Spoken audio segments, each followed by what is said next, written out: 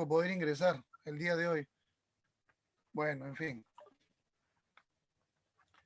Este, el tema que vamos a tratar es un tema muy importante para todos nosotros, ¿no? Ya que desde nuestra formación profesional, académica, tenemos que aprender a tratar uno de los eventos más frecuentes que se presentan tanto en el prehospitalario como en el hospitalario, ¿no? Cuando uno va a un servicio de urgencia, observa también que uno de los problemas más comunes es la insuficiencia respiratoria.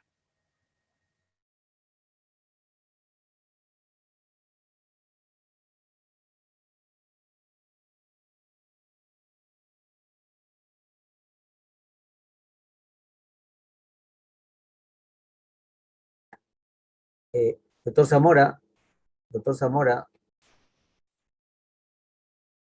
no logramos escucharlo.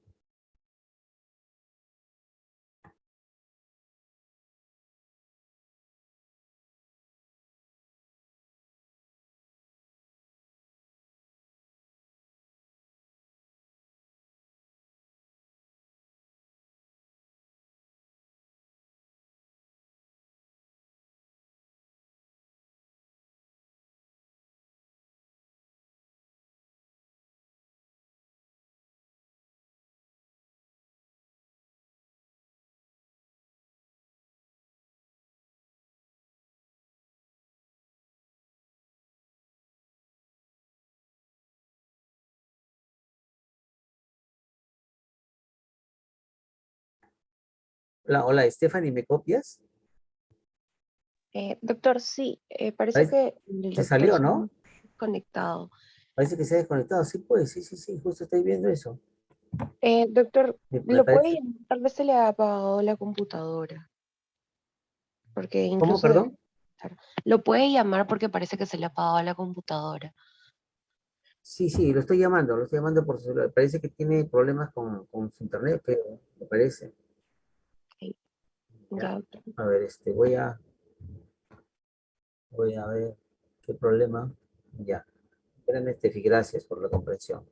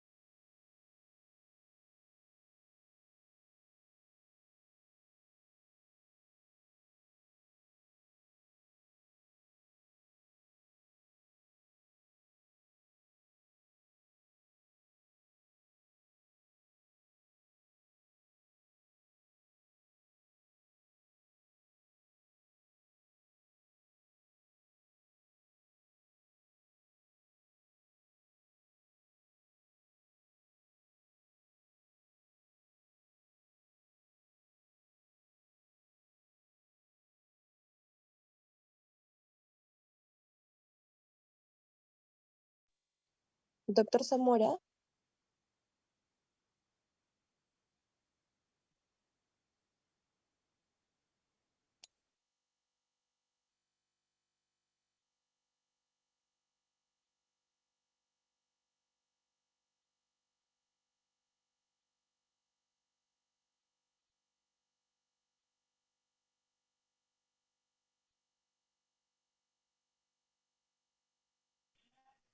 Doctores, ¿me doctor Zamora, escuchan? listo. Ya se ven las diapositivas. Puede activar su audio para Ya, iniciar ya con la estamos clase. en eso. Bueno, lo voy a dejar así para no entrar en detalles. Muy bien, gracias, gracias. Y otra vez las disculpas del caso. ¿Ya? Este, les estaba manifestando que insuficiencia respiratoria es un evento que se presenta tanto en el prehospitalario como en el hospitalario. Y es uno de los motivos de más consulta en los servicios de urgencia. Y además es la primera causa de hospitalizaciones en la unidad de cuidados intensivos. Por lo tanto, nuestra obligación es aprender a determinar, en primer lugar, el diagnóstico y en segundo lugar, las causas que lo están produciendo para poder abordar al paciente con un diagnóstico, con un tratamiento adecuado y hacer después probablemente el diagnóstico para continuar con el tratamiento de soporte.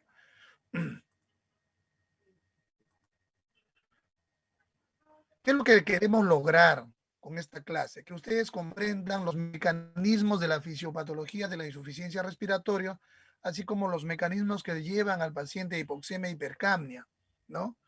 Sobre todo también que identifiquen los valores normales de la gasometría arterial, que aprendan a utilizar los indicadores de oxigenación, ¿no? Para poder dar terapias adecuadas, ¿no? También que aprendan las diferentes formas de insuficiencia respiratoria y sus causas, que conozcan los diferentes dispositivos de oxigenoterapia y que planteen diferentes formas de suplemento y soporte oxigenatorio y ventilatorio.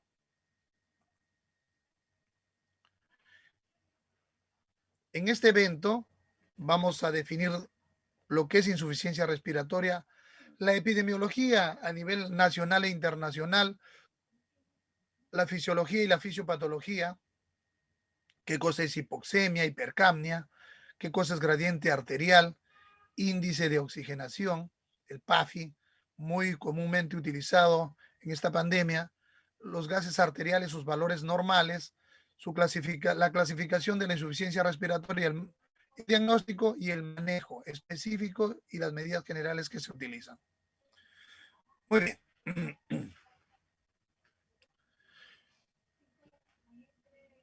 Con respecto a la epidemiología a nivel mundial, cuando hablamos de insuficiencia respiratoria, realmente es un poco difícil de poder determinar, porque insuficiencia respiratoria no es una patología, una enfermedad, es un síndrome, ¿no? Es un síndrome que puede ser desencadenado por múltiples causas. Sin embargo,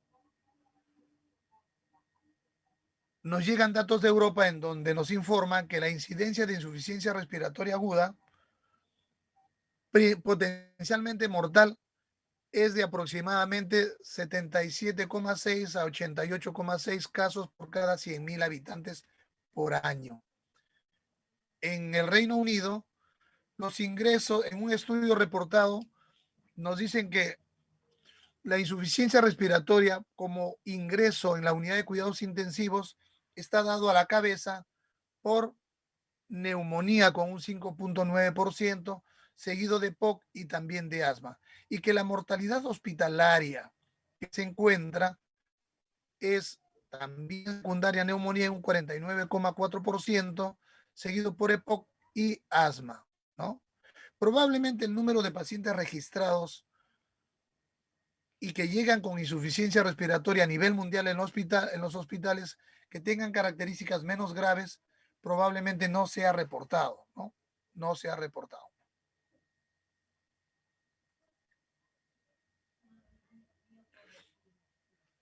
Muy bien. ¿Qué datos tenemos nosotros a nivel nacional?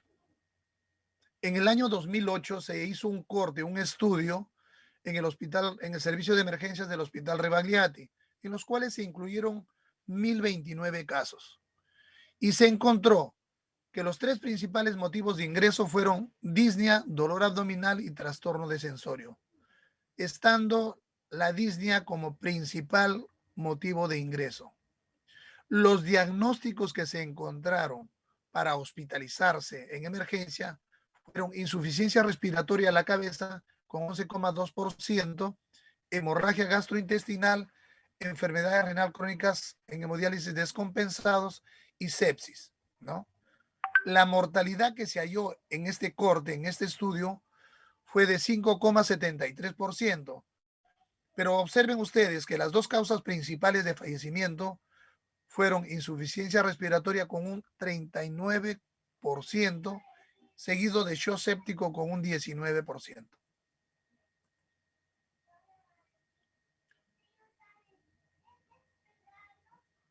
Lo cual nos indica pues que nosotros de todas maneras, si vamos a estar en un área hospitalaria tenemos que dominar este temita o este tema, ¿no? Ahora, veamos cómo es la epidemiología nacional actual en pandemia, ¿no? Pandemia.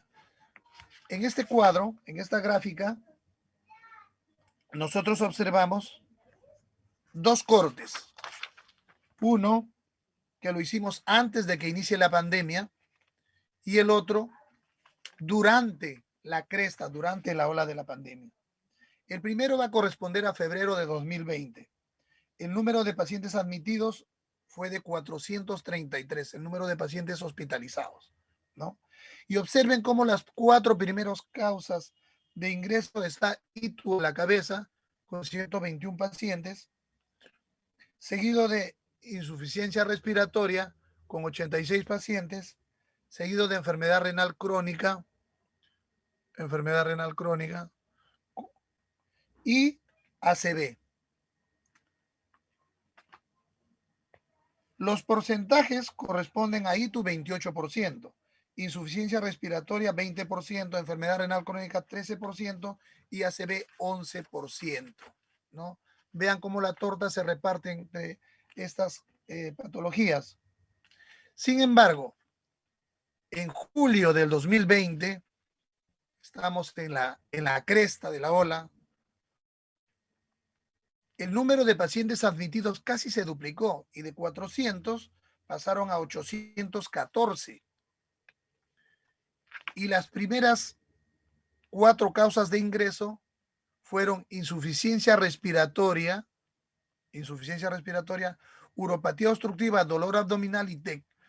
Vean cómo insuficiencia respiratoria ocupa el primer lugar con una diferencia pues abismal, ¿no? Respecto a las otras patologías. Y hace casi el 91% de toda la torta. Y las demás enfermedades, todas ellas juntas, solo hacen el 9% restante, ¿no? Entonces, el incremento fue inmensamente grande y notorio con esta pandemia. Casi nos aproximamos al 900% de incremento, comparado pues con meses anteriores, antes de que se suceda esto, con meses anteriores al inicio de la pandemia, que fue en marzo, ¿no?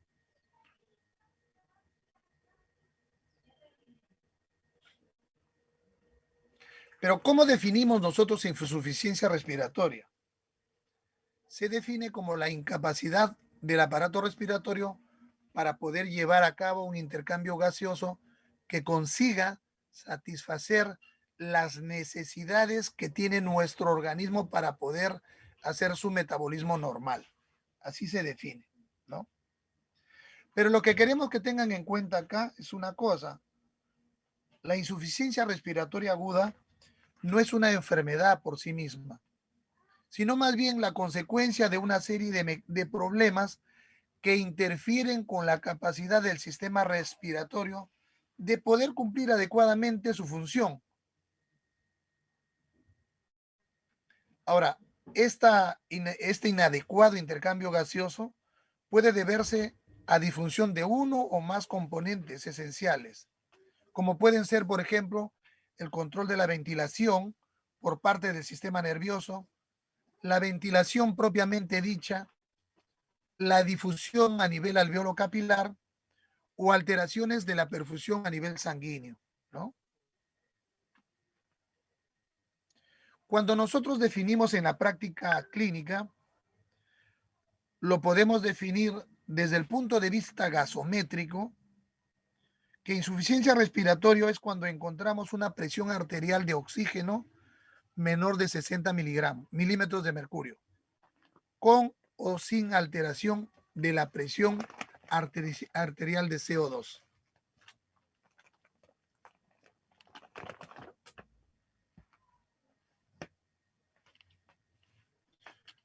¿Cuál es la principal función del sistema respiratorio? La principal función del sistema respiratorio es garantizar un adecuado intercambio de gases con el aire ambiental y la sangre, ¿no? O sea, ¿qué significa? Captar oxígeno del aire y eliminar el CO2. Esa es la principal función del sistema respiratorio. Pero para que dicho intercambio se realice, el aire pues debe atravesar múltiples espacios, desde su entrada por las vías respiratorias hasta llegar a la barrera alveolo-capilar. Debe atravesar arteriolas, pasar el torrente sanguíneo, ser transportado por la sangre y finalmente llegar a los tejidos que la van a utilizar. Entonces, para hacer todo ese transporte de aire con oxígeno hasta los tejidos, el sistema respiratorio y su funcionamiento no va pues a depender únicamente de los pulmones, sino que depende también del sistema nervioso central, de la pared torácica, del diafragma, de los músculos intercostales y abdominales y también de la circulación a nivel pulmonar, ¿no? Cuando se altera cualquiera de estos que van a permitir tener un sistema respiratorio adecuado, nos puede llevar a la insuficiencia respiratoria.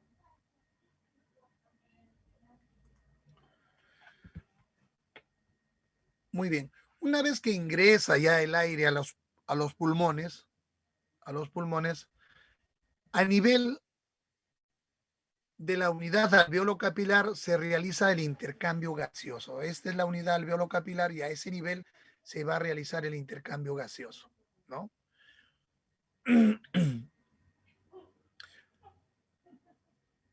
Observen ustedes cómo la entrada del aire y la cantidad de oxígeno, esto es difundido a través de la membrana alveolo-capilar y difunde a través del torrente sanguíneo. La suficiencia del intercambio gaseoso, este intercambio que ustedes ven acá, se realiza gracias a qué cosa? Al equilibrio que va a existir entre la ventilación, entre el aire que ingresa y el flujo sanguíneo capilar a nivel pulmonar, ¿no? Entonces, para que un intercambio gaseoso pulmonar sea adecuado, debe haber una correspondencia adecuada entre la ventilación y la perfusión a nivel de la unidad alveolo pulmonar. Este equilibrio está determinado por un cociente, el cociente ventilación-perfusión, que siempre debe ser igual a 1, ¿no?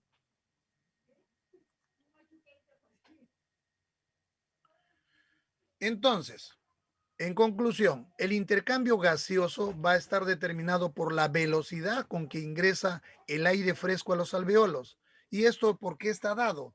Está dado por el sistema nervioso central, la jaula torácica, la expansibilidad. En segundo lugar, por la concordancia que debe existir entre la ventilación y la perfusión capilar. En números, esto debe ser identificado con el cociente y esta relación debe ser igual a 1, ¿no? Y además por la difusión, o sea, por la permeabilidad que debe existir de la membrana alveolo capilar, o sea, por la gradiente alveolo capilar, ¿no? Pero ¿qué sucede a ese nivel, a nivel de la unidad alveolo capilar, cuando no se produce una ventilación o una perfusión adecuada a ese nivel?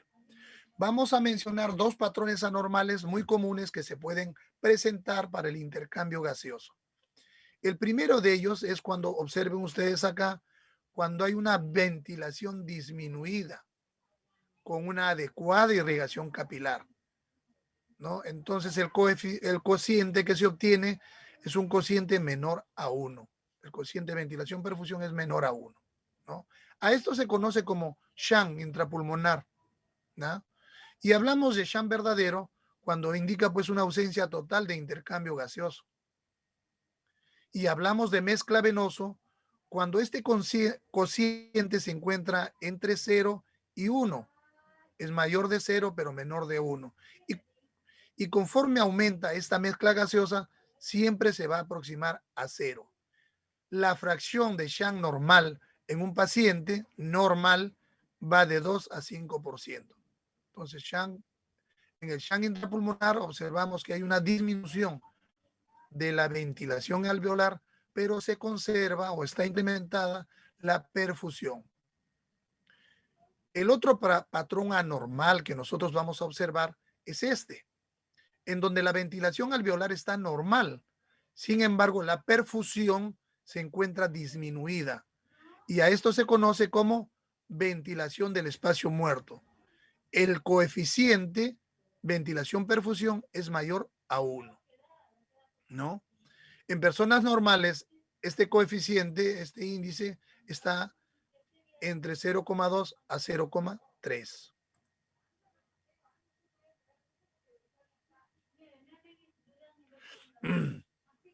Muy bien. ¿Cuáles son los mecanismos fisiopatológicos de insuficiencia respiratoria? Principalmente son 5, ¿no? Para que ustedes los recuerden. El primero de ellos es disminución del oxígeno inspirado y que se da con mucha frecuencia en aquellos pacientes que son alpinistas o que les gusta subir pues a las alturas, en donde la fracción de inspiración de oxígeno disminuye, ¿no? Esto es muy infrecuente, pero se da en este tipo de pacientes. La hipoventilación, que podemos observar en aquellos pacientitos que son portadores de enfermedades neurológicas o distrofias musculares, ¿no? Entonces no tienen una adecuada ventilación y por lo tanto no llevan un flujo adecuado de aire hacia los alveolos. La desviación o SHAN, ¿no? En zonas bien perfundidas pero poco ventiladas, ¿no? Cuando se presentan, por ejemplo, en las neumonías, en las atelectasias o en aquellos pacientes con insuficiencia cardíaca descompensada que acuden por edema agudo de pulmón. La discrepancia ventilación-perfusión, una mala distribución ventilatoria, cuando hay abundantes secreciones a nivel de las vías respiratorias, sobre todo en los ancianos o en aquellos pacientes que cursan con broncoespasmo, como por ejemplo los asmáticos o los pacientes portadores de EPOC. También se pueden presentar como último mecanismo en aquellos pacientes que tienen defectos de difusión, los portadores de fibrosis pulmonar, enfisema pulmonar o que han tenido una resección a nivel pulmonar.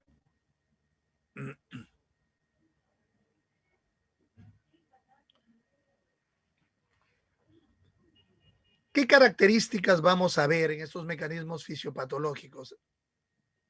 ¿Cuáles son estas características? Vamos a observar que, por ejemplo, cuando hay disminución de la presión parcial de oxígeno, de la fracción inspiratoria de oxígeno, la presión arterial de oxígeno se encuentra disminuida. La presión arterial de CO2 también está baja. La gradiente alveolo arterial se encuentra normal y el paciente pues mejora con suplemento oxigenatorio.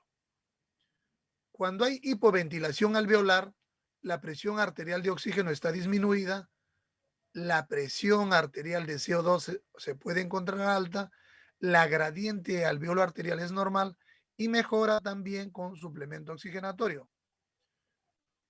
Cuando hay una alteración de la ventilación-perfusión, la presión arterial de oxígeno está baja, la presión arterial de CO2 está normal o alta, el gradiente alveolo arterial se va a encontrar incrementada y va a mejorar con suplemento oxigenatorio. Pero cuando hay un cortocircuito de derecha a izquierda o shunt, la presión arterial de oxígeno está baja, al igual que la presión arterial de CO2, la gradiente alveolo arterial se encuentra normal o alta, y este tipo de pacientes no van a mejorar con suplemento oxigenatorio. Cuando evidenciamos que el mecanismo fisiopatológico es una alteración de la difusión, la presión arterial de oxígeno está baja, la presión arterial de CO2 también está baja, la gradiente alveolo arterial se va a encontrar elevada y el paciente mejora con el suplemento oxigenatorio. Habíamos mencionado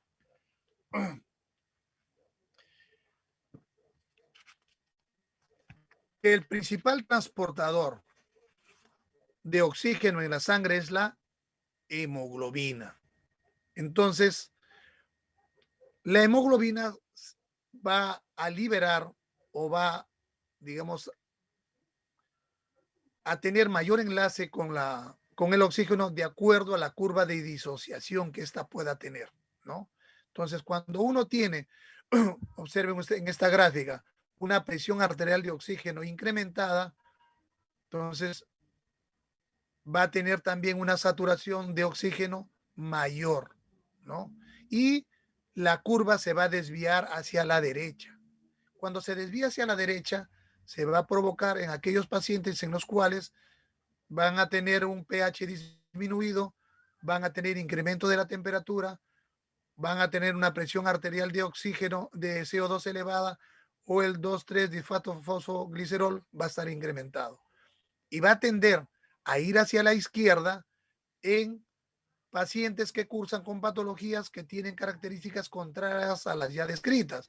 O sea, un aumento del pH, disminución de la temperatura, presión parcial de CO2 disminuida o disminución del 2,3-difosfatoglicerol, ¿no? Ahí se va hacia la izquierda.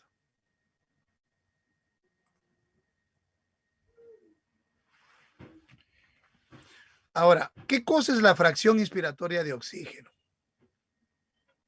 Cuando hablamos de fracción inspiratoria de oxígeno nos referimos al aire, a la cantidad, a la concentración de oxígeno que se encuentra mezclada con el resto de gases en el aire. Su concentración es aproximadamente de 20,9%. Por lo tanto, nosotros de forma práctica lo utilizamos como una fracción inspiratoria de oxígeno de 21%. El resto está dado por nitrógeno, casi el 79%. Entonces, cuando nosotros estamos frente a un paciente y le colocamos algún tipo de suplemento oxigenatorio, vamos a decir que la fracción inspiratoria de oxígeno es la concentración medible o calculable de oxígeno que le podemos administrar al paciente. Y son estándares clínicos y ya veremos después cómo se va incrementando esta fracción de oxígeno de acuerdo a los litros que nosotros le administremos al paciente. ¿Y qué cosa es saturación de oxígeno? La saturación de oxígeno no viene a ser sino el punto de equilibrio en el que la presión de oxígeno de la sangre se va a equilibrar con la presión de oxígeno de la atmósfera. Y la hemoglobina se encuentra unida al máximo para esa presión parcial de oxígeno.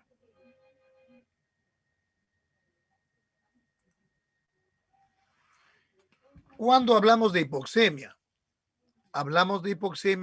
cuando la presión parcial de oxígeno disminuye en la sangre. Y hablamos de hipoxia cuando el oxígeno se encuentra disminuido en los tejidos, ¿no?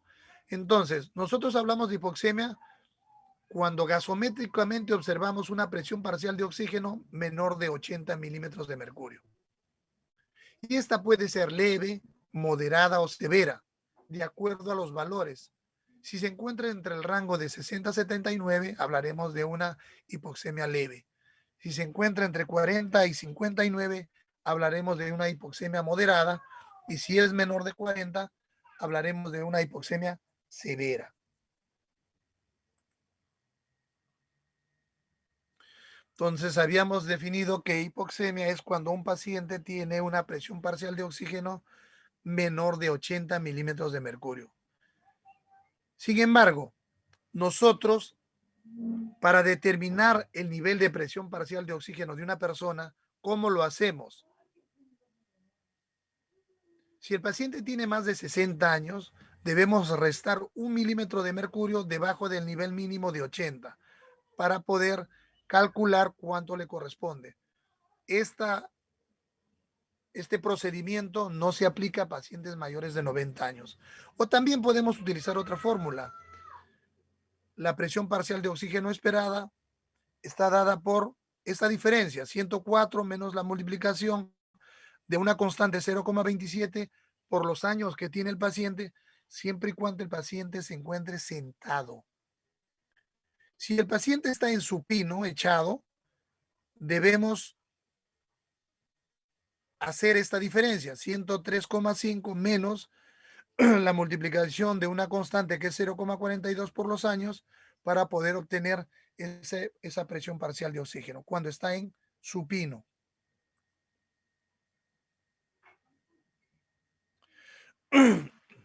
Muchas veces nos vamos a enfrentar a pacientitos que, a pesar de que nosotros le colocamos oxígeno suplementario, este persiste con hipoxemia.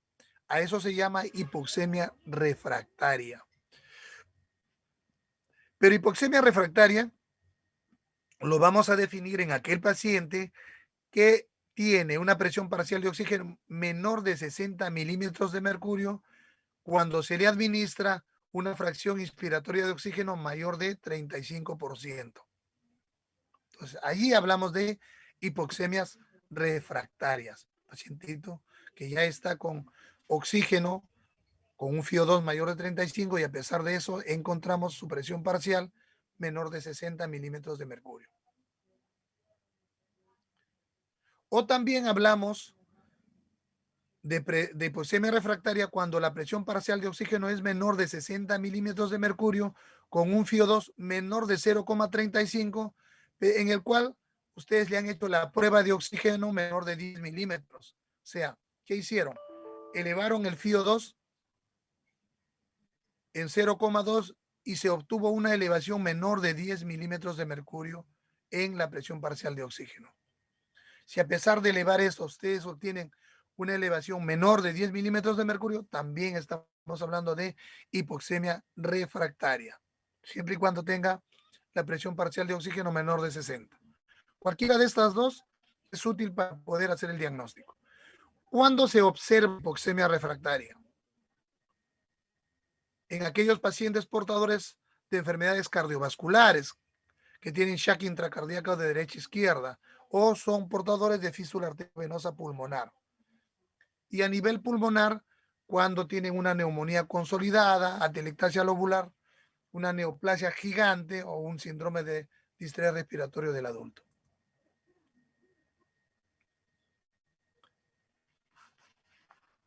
¿Cómo definimos hipercapnia? Ya ustedes conocen esos valores, se define como un valor de presión parcial de CO2 mayor de 44. Entonces, si tenemos un paciente que tiene un PCO2 mayor de 44 y queremos saber si es agudo o crónico, de forma práctica podemos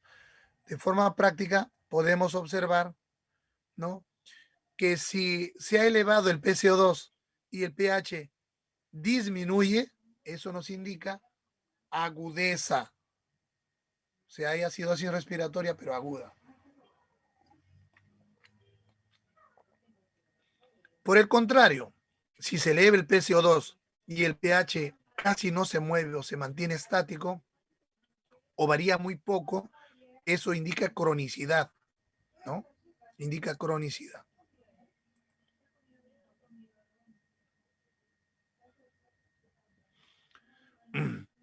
Muy bien. Y llegamos a la parte de la vedette, de lo que nos ha ayudado a nosotros en, digamos, el manejo de la pandemia, el PAFI. Es un indicador de oxigenación que se va a obtener dividiendo la presión arterial de oxígeno entre el FiO2, ¿no?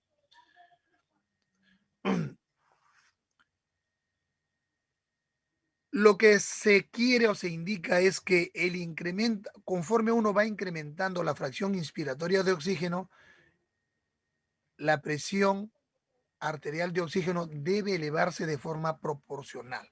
A mayor FiO2 deberíamos encontrar una mayor presión parcial de oxígeno. Ahora, ¿cuál es el PAFI normal? El PAFI normal fluctúa en el rango de 425 a 485 con un FiO2 de 0,21. ¿Cómo lo obtenemos? El PAFI lo vamos a obtener dividiendo el 100%, que es la presión arterial de oxígeno en un paciente normal, entre el FiO2 normal a cualquier nivel, que es 0,21. Esto nos va a dar 476. Entonces, los rangos estipulados para hablar de un PAFI normal van de 425 a 480. ¿Ya? ¿Y cuál es la presión arterial de oxígeno esperado cuando uno le administra a un paciente FiO2 incrementado en un pulmón sano? ¿Cómo obtenemos? Entonces, nosotros podemos encontrar esta presión parcial de oxígeno multiplicando 5 por el FiO2 más menos 10 milímetros de mercurio. Esa es la presión parcial de oxígeno esperada en un paciente con un pulmón sano.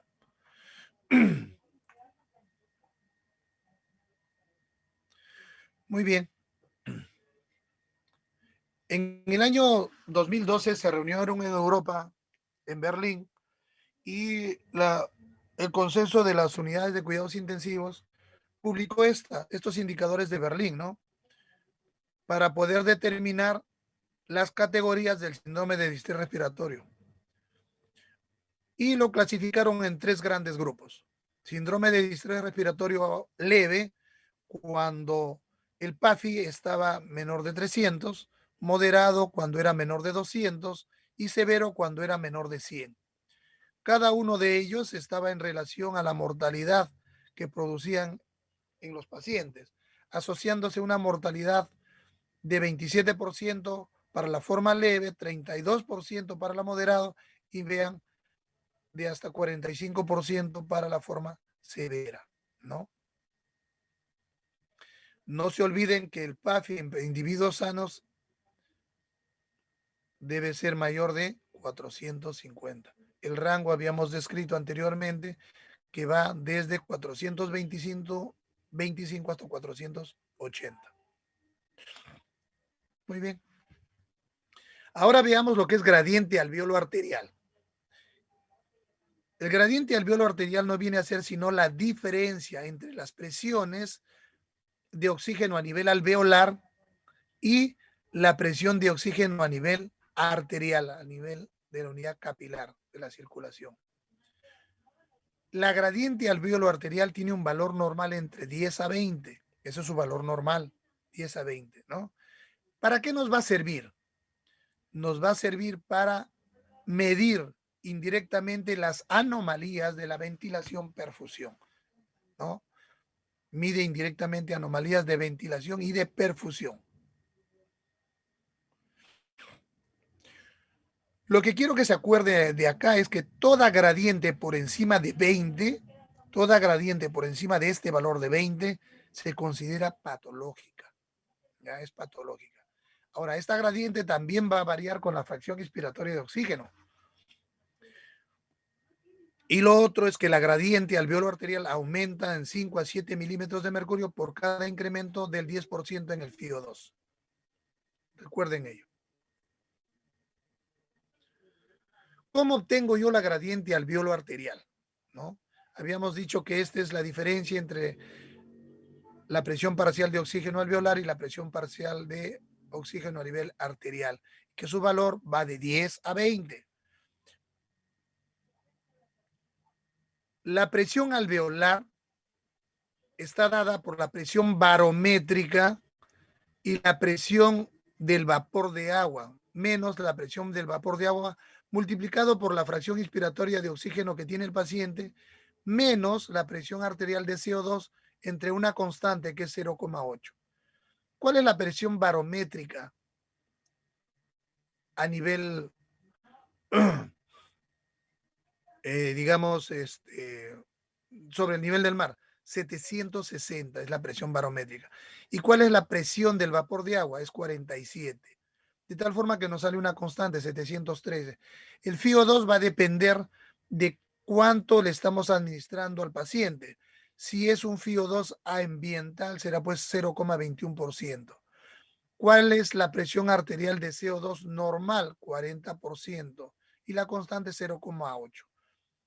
Haciendo el cálculo de toda esta fórmula, vamos a obtener, ¿no? Que es igual, la presión alveolar de oxígeno es igual a 100.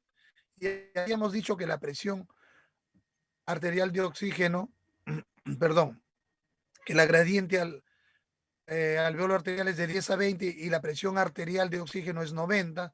Por lo tanto, la diferencia de esto, de presión alveolar menos presión arterial de oxígeno, va a ser igual a 10. Recuerden nuevamente, toda gradiente alveolo arterial mayor de 20 es patológica. ¿Para qué nos sirve? Nos permite diferenciar si la insuficiencia respiratoria es de causa pulmonar o extrapulmonar. Si lo encontramos incrementada, diremos pues que es de causa pulmonar. Si está normal, diremos que es de causa extrapulmonar.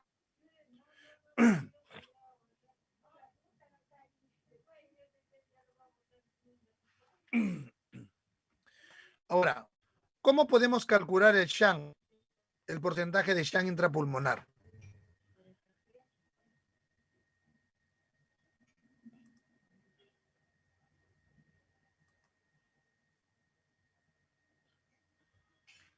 Habíamos dicho que lo normal del PAFI era de 425 a 480, en promedio 450.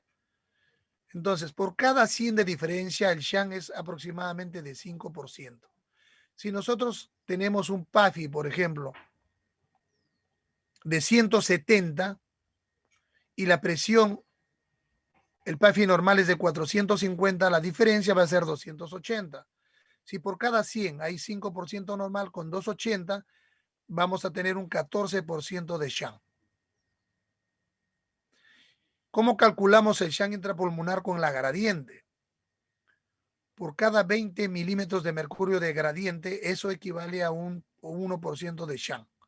Por ejemplo, si nuestra presión alveolar arterial de oxígeno es de 170 y nuestro FiO2 es de 100%, para calcular la presión alveolar de oxígeno, utilizamos la presión barométrica, la presión parcial de agua, y al final vamos a obtener 713.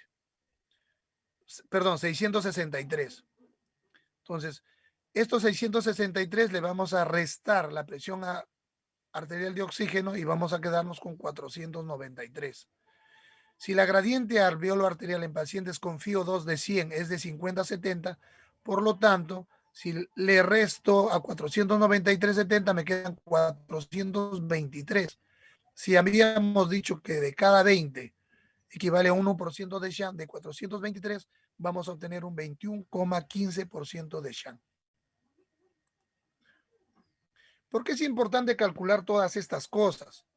Es importante porque observen ustedes cómo conforme se incrementa el porcentaje de SHAN, disminuye la presión arterial de oxígeno conforme se incrementa.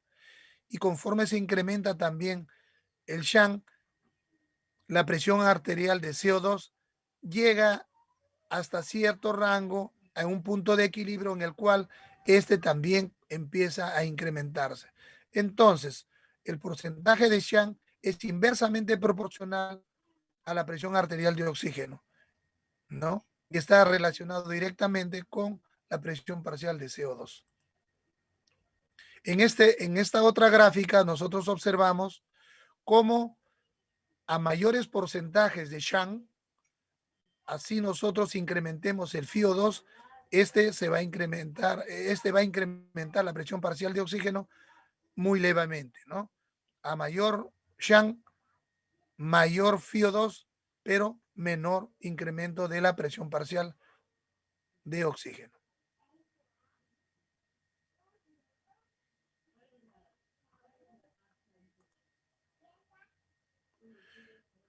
Muy bien. Otro aparato que nos ha servido como un instrumento muy útil para el manejo de la pandemia ha sido pues la oximetría de pulso, ¿no? Los pulsoxímetros, ya sean dedales o hay pulsoxímetros mucho más grandes, ¿no? ¿Por qué es importante un oxímetro de pulso? Porque es un procedimiento que nos permite valorar al paciente de forma no invasiva, de forma continua y de forma limitada. Sin embargo, hay que tener en cuenta algunas cosas, algunas características que pueden causar error. En primer lugar, los que nos dan una saturación falsamente normal, ¿no? Una saturación falsamente normal.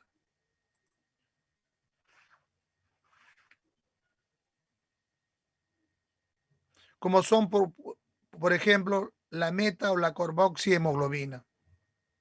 La meta o la carboxihemoglobina.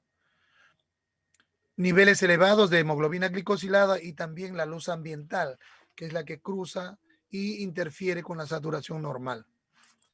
La saturación de oxígeno falsamente disminuida, también provocada por la meta y la sulfohemoglobina en pacientes que cursan con anemia grave, aquellos pacientes que tienen congestión venosa, aquellas pacientes o aquellos pacientes que acuden a atenderse con las uñas pintadas, que tienen la piel muy pigmentada y también la interferencia de la luz ambiental. Y otras veces porque hay una inadecuada forma de la onda, ya sea por hipoperfusión, el paciente está chocado, porque está muy frío, hipotérmico, porque está muy pigmentada su piel, o por la mala posición del pulsoxímetro.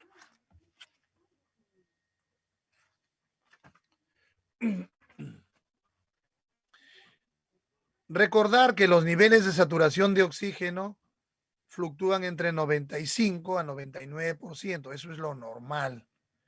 Cuando nosotros encontramos un pacientito que está entre 91 y 94, hablamos de hipoxemia leve, moderada cuando está entre 86 a 90 y severa cuando estos pacientes tienen pues menor de 86%.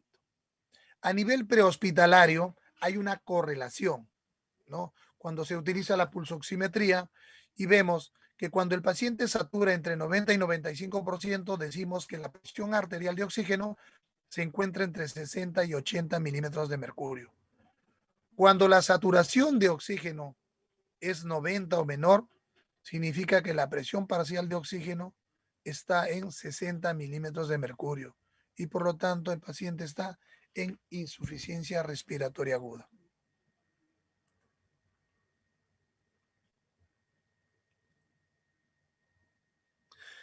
Debemos recordar siempre, ¿no?, que el diagnóstico de insuficiencia respiratoria es gasométrico y para ello nosotros tenemos que obtener una muestra de sangre a través de la punción arterial y lo llevamos a un aparatito, ¿no?, a un aparato que nos pueda leer y dar una lectura de todos los valores consignados y que se puedan tomar de esta muestra de sangre. Los valores normales son, ya habíamos dicho, para una presión parcial de oxígeno mayor de 80. Por menor de esto, si hablamos de hipoxemia. La presión parcial de CO2 fluctúa entre 35 a 45. La saturación de oxígeno debe ser mayor de 90. El bicarbonato fluctúa entre 24 más menos 2 y el pH en un rango de 7,35 a 7,45. ¿no? Y podemos también obtener a través de esta gasometría diferentes variables como son el PAFI y el gradiente alveolo arterial.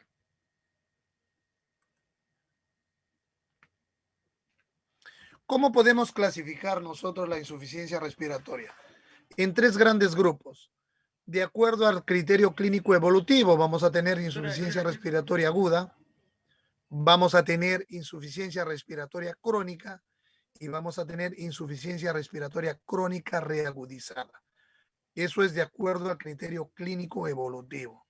Según el mecanismo fisiopatológico subyacente, habíamos mencionado que pueden ser por disminución de la fracción inspiratoria de oxígeno, hipoventilación alveolar, alteración de la difusión, alteración de la relación perfusión-ventilación o ventilación-perfusión y el efecto del shunt. Según características gasométricas, lo clasificamos en 4 grandes grupos. La 1 o hipoxémica, la 2 o hipercápnica, la 3 o perioperatoria y la 4 shock, provocada por shock o hipoperfusión.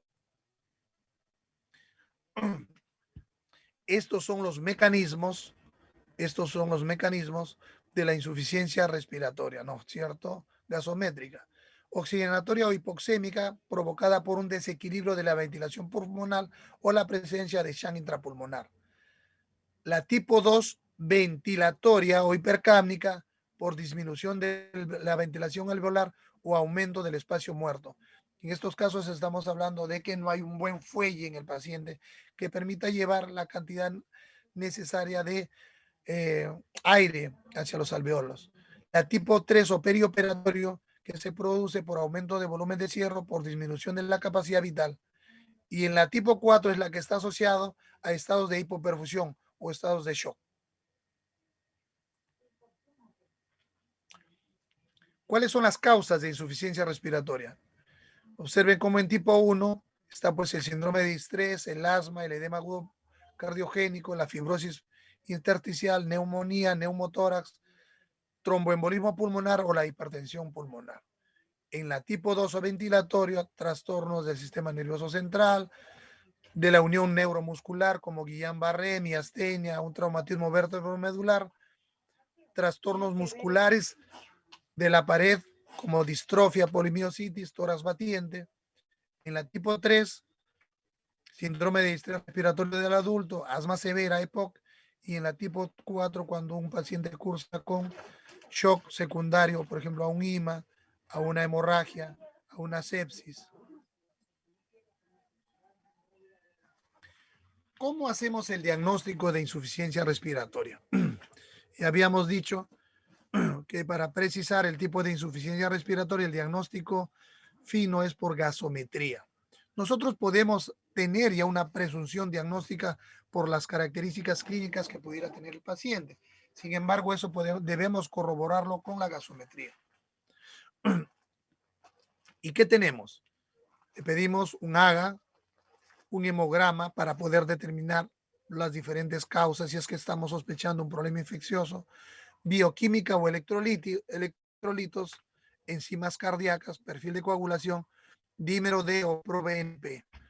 Todo esto va en relación a las características clínicas que va a tener el paciente. Hacia eso está orientado, además de la gasometría, los exámenes que debiéramos pedir.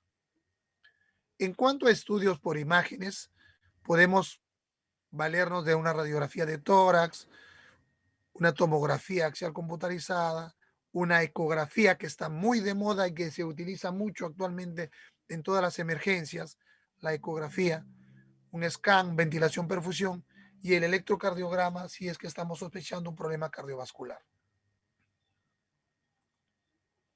Esta es una radiografía de tórax normal en una paciente mujer, en el cual vemos claramente la radiolucidez de ambos campos pulmonares. En contraparte con esta otra radiografía, en el cual vemos pues la presencia de un infiltrado difuso alveolar y el cual el paciente cursa con un síndrome de distrés respiratorio severo. Acá podemos observar otras de las causas que originan una insuficiencia respiratoria. Este es el callado de la arteria pulmonar, en donde hay un émbolo en la pulmonar derecha, ¿no? Y que va a estar provocando un tromboembolismo pulmonar.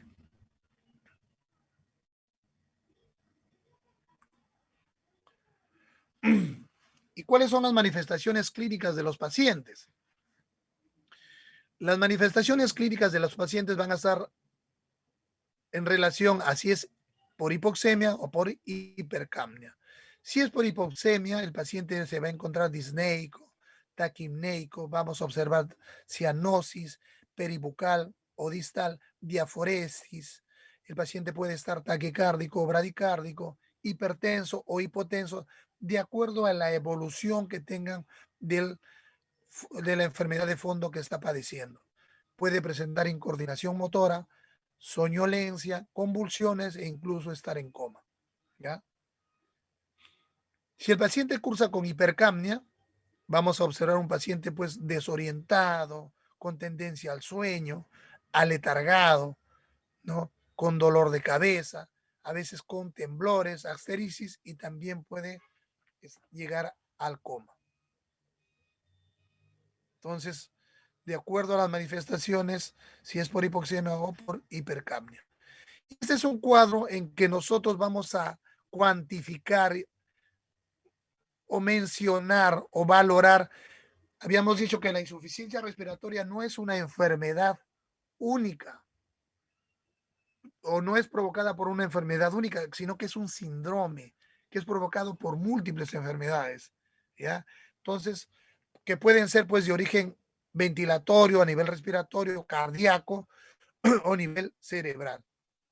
Entonces acá estamos presentando un algoritmo para que puedan llegar a precisar el diagnóstico diferencial de la insuficiencia respiratoria. ¿Cómo manejamos nosotros la insuficiencia respiratoria en emergencia? Todo paciente que llega hay que brindarle pues medidas generales como son oxigenoterapia, suplemento de oxígeno, oxigenoterapia, plantear la necesidad de una ventilación no invasiva o invasiva. Podemos utilizar nebulizaciones de acuerdo a la patología con la cual estén, aspirar secreciones si vemos que no manejan de forma adecuada sus secreciones, darle fluidoterapia, ya sea agresiva, cuando es secundario a un problema de descompensación hemodinámica, brindarle también fisioterapia respiratoria, vendaje de miembros inferiores y anticoagulación profiláctica, si es un paciente que lo amerita. Y como medidas específicas, vamos a tratar de manejar la enfermedad de fondo que está originando este problema de insuficiencia respiratoria, ya sea cerebral, respiratoria, cardíaca o hemodinámica, o infecciosa, ¿no? Entonces, como medidas específicas, le daremos tratamiento a la causa de fondo, ya sea antibióticos, anticoagulaciones totales, vasodilatador o diuréticos, inotrópicos, corticoides, o realizaremos algún procedimiento como una intubación para poder apoyar de forma específica al paciente.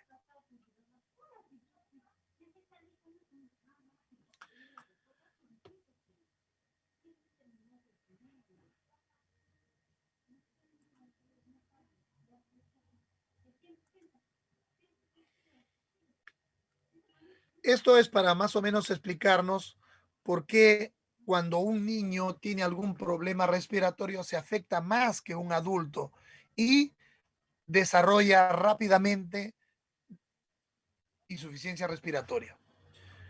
Entonces, ¿por qué el niño se afecta más?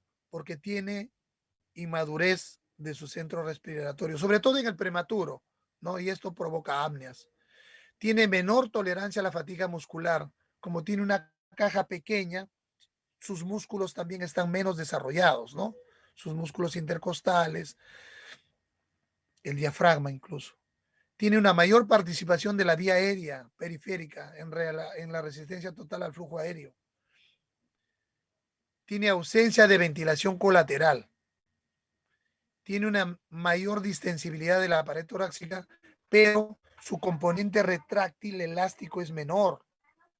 Tiene una mayor proporción y tamaño de las glándulas submucosas bronquiales.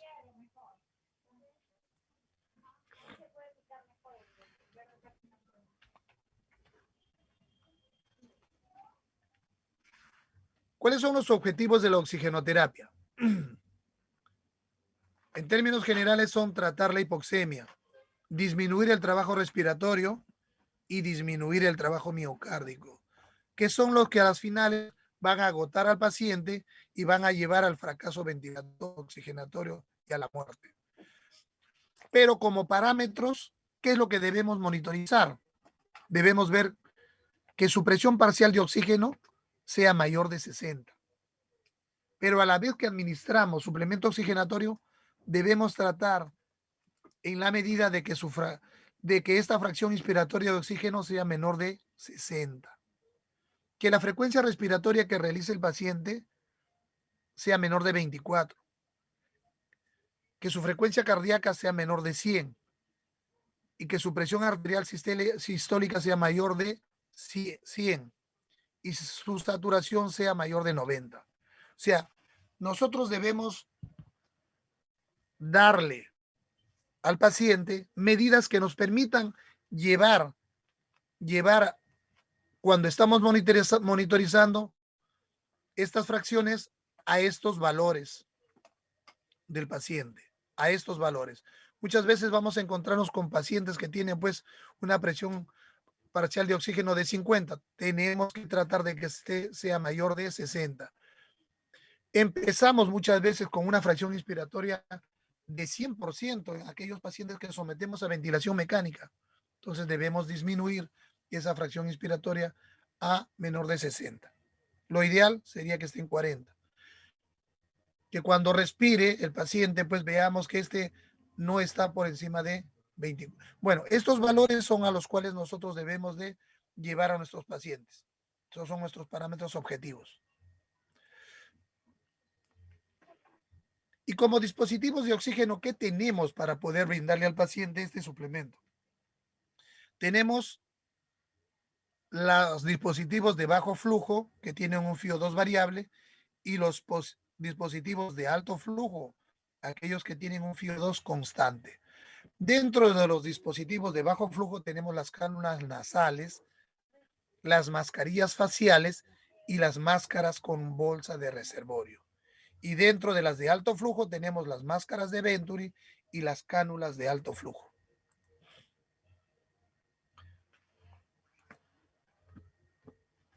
Los sistemas de alto flujo o de Venturi tienen determinados colores para poder, que nos indican qué fracción inspiratoria de oxígeno le podemos dar al paciente. Por ejemplo, el azul brinda un FiO2 de 24, el amarillo de 28, el blanco 31, el verde 35, rosado 40 y el anaranjado 50 de FiO2, ¿no? Y a su vez tienen ciertas marcas que hay que mantener abierto para poder dar el flujo total de oxígeno en ese momento, ¿no? Entonces, por ejemplo, el flujo de oxígeno recomendado para un FiO2 de 24 es 4 litros. Entonces tenemos que buscar nosotros en esas flechitas 4 litros. El flujo de oxígeno recomendado para 28, para dar una fracción inspiratoria de 28%, también de 4 litros, para dar una fracción inspiratoria de 31 es de 6, 35 de 8, 40 de 8 y a partir de 50 es de 10 litros.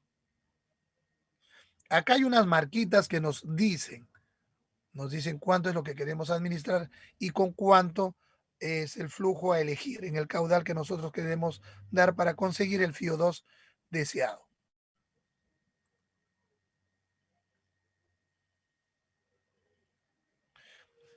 Dentro de los sistemas de bajo flujo tenemos las cánulas binasales.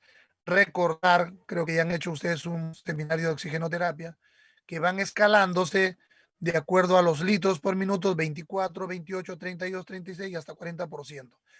Más de 40% con cánula binasal nosotros no podemos administrar o incrementar el FiO2 del paciente. Mal haríamos en ponerle una cánula binasal y mantenerlo con 8 litros cuando todo ese oxígeno se está perdiendo. Lo máximo es 5 litros por minuto, 40%. Máscaras de oxígeno que nos van a brindar 40 a 45, 45 a 50 y 55 a 60 con esta cantidad de litros por minuto. Las máscaras de reservorio con bolsa de reservorio reinhalatoria, ¿no? Que nos permiten brindar hasta 80% con 12 litros y las con reservorio, pero no reinhalatoria, los que nos permiten llegar hasta 99% con 8 a 12 litros.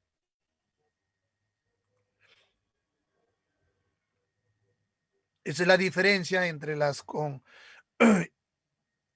unidireccionales y las que no son unidireccionales. Observen acá cómo el oxígeno ingresa y se redistribuye en ambos lados.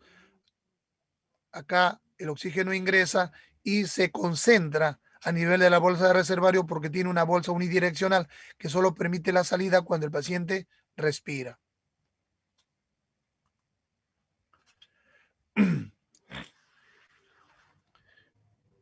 Cuando nosotros administramos oxígeno a un paciente, este oxígeno suplementario habíamos dicho que puede ser mayor de 60%, pero esto no debemos mantenerlo más de 48 horas. ¿Por qué? Porque el oxígeno produce toxicidad a nivel pulmonar, malogra, daña los pulmones. Cuando el FiO2 es mayor 0,21, ya el paciente pues, puede sufrir lesiones. Y a mayor FiO2, mayor de 60, se van a presentar problemas como microatelectasias, disminuye la elasticidad y la capacidad vital del pulmón del paciente, elevación de la gradiente alveolar arterial de oxígeno y en pacientes con EPOC induce a la hipoventilación, disminuye su estímulo respiratorio.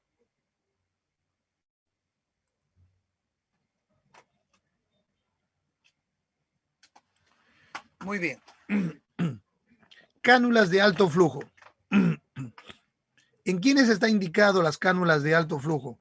En aquellos pacientes en los cuales observamos que hay insuficiencia respiratoria. Aquellos en los que nosotros estamos tratando de preoxigenarlos antes de realizar la intubación traqueal. En aquellos pacientes que estamos destetando de la ventilación mecánica. Antes de un procedimiento invasivo como una terapia de oxigenación. En la insuficiencia cardíaca. Para la utilización de oxigenoterapia suplementaria fuera del servicio de unidad de cuidados intensivos, para cuidados paliativos y en aquellos pacientes en los cuales vamos a observar exacerbación de su enfermedad pulmonar obstructiva crónica. Contraindicaciones y complicaciones de las cánulas de alto flujo. No se han descrito efectos adversos importantes, ¿no? Los sistemas de humidificación, estos sistemas de humidificación van a permitir administrar gases acondicionados, humidificados y a temperaturas adecuadas para que puedan recibir el paciente. Entonces, generalmente las alteraciones de estructuras nasofaringias se van a minimizar enormemente. Y habíamos mencionado que hay que tener mucho cuidado en el uso de este tipo de suplemento oxigenatorio, sobre todo en aquellos pacientes con EPOC, porque producen disminución del estímulo respiratorio, producen hipoventilación y por consiguiente pueden provocar acidosis respiratoria.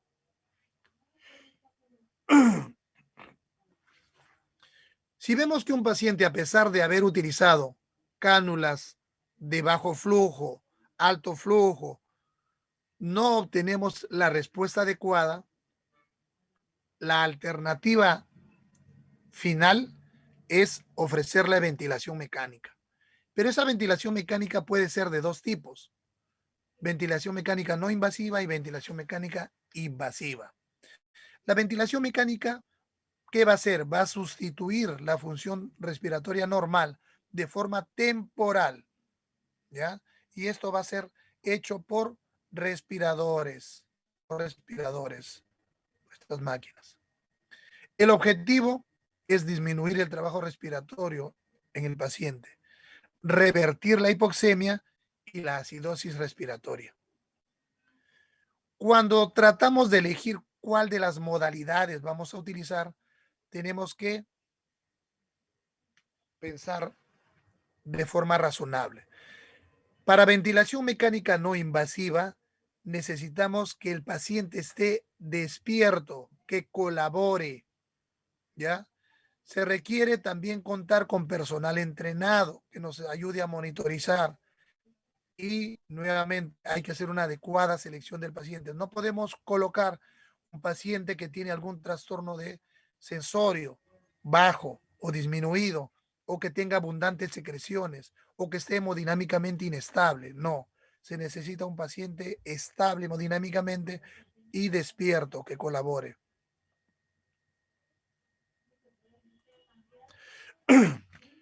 Por ejemplo, indicaciones principales: edema agudo de pulmón y enfermedad pulmonar obstructiva para la ventilación mecánica no invasiva, en los cuales vamos a encontrar disnea moderada grave, uso de musculatura accesoria, hay una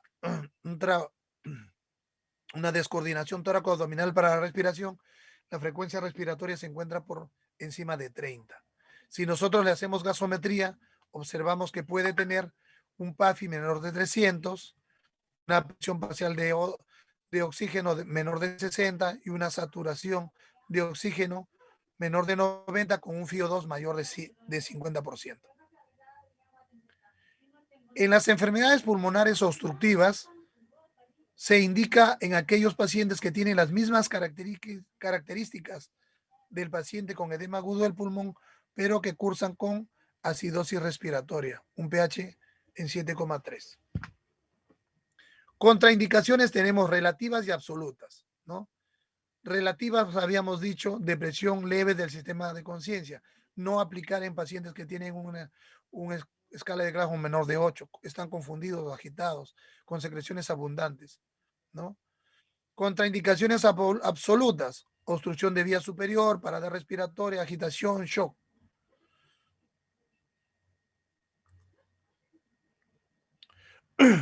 Y por último, tenemos nuestra última carta, que es la ventilación mecánica invasiva, los cuales van a estar indicados en aquellos pacientes que tienen una frecuencia respiratoria mayor de 35.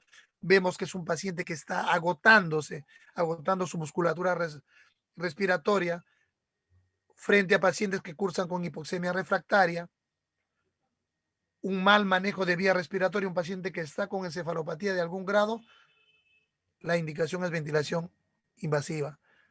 Hay que valorar, pues, de forma global al paciente, ¿no? Hay que valorar. Y habíamos dicho, todos los pacientes que tienen contraindicaciones para ventilación mecánica no invasiva deben ser sometidos a ventilación mecánica invasiva.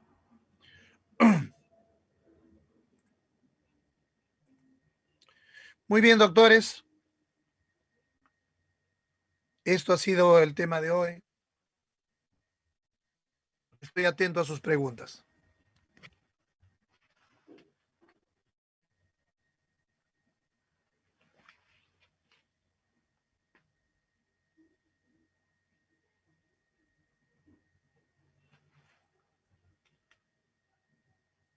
Doctores, ¿alguna pregunta?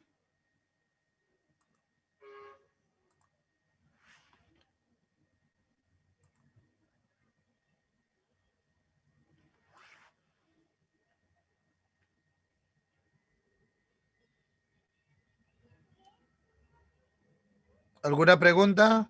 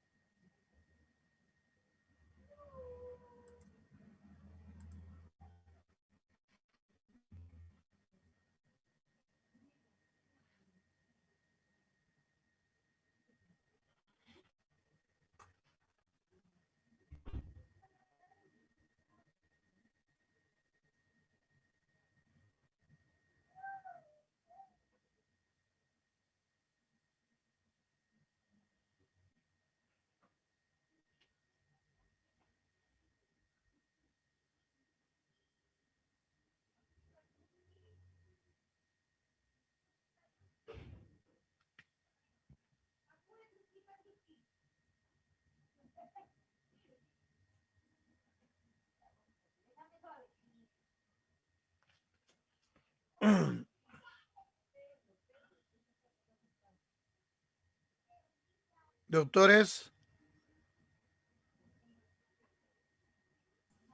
No, doctor, creo que no hay ninguna pregunta. No, doctor, todo claro. Gracias. yo pensé que me habían dejado solo y me había pasado toda la hora hablando solito. Gracias por responder, doctores. Ya. No, con gracias.